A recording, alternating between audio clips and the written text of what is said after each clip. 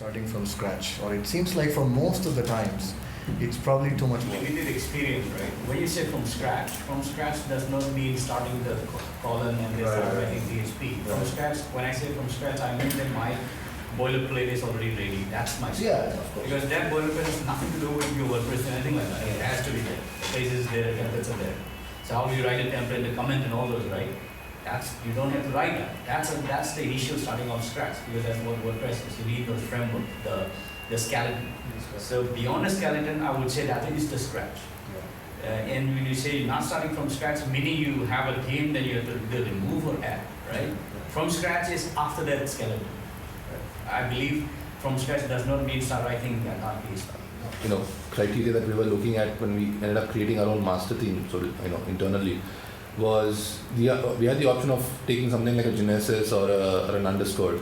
One of the considerations was that you still need to learn that framework, whatever little amount of time that takes, right? Of course, it comes with its benefits, but it's not a con really, but it's you got to learn that framework. Genesis probably a little more than underscores, as opposed to writing your own little boilerplate thing that you can use to build on. Yeah, there are people who call themselves Genesis experts. Yeah. They consulted with Genesis theme. Yeah. So you need to learn it. Yeah. So that was one of the decisions. We might still end up doing one of those two things in the future, Genesis or underscores. But at this point, we felt that little extra time that we need to learn that little framework, let's just build our own thing for our current needs. Maybe in the future it might change.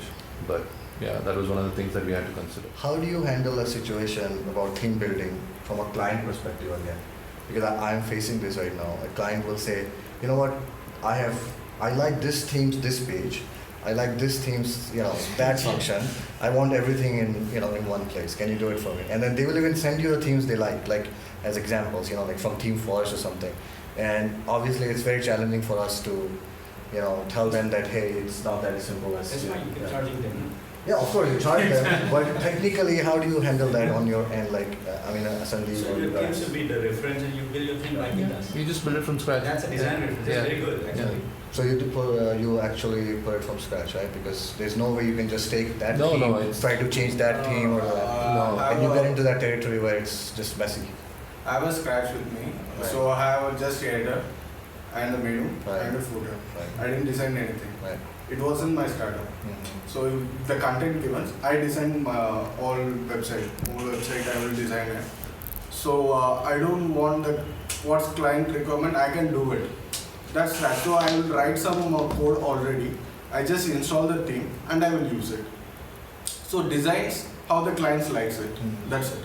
We don't do anything much. They will give content, so I will design it. We are not using some designers also in our office.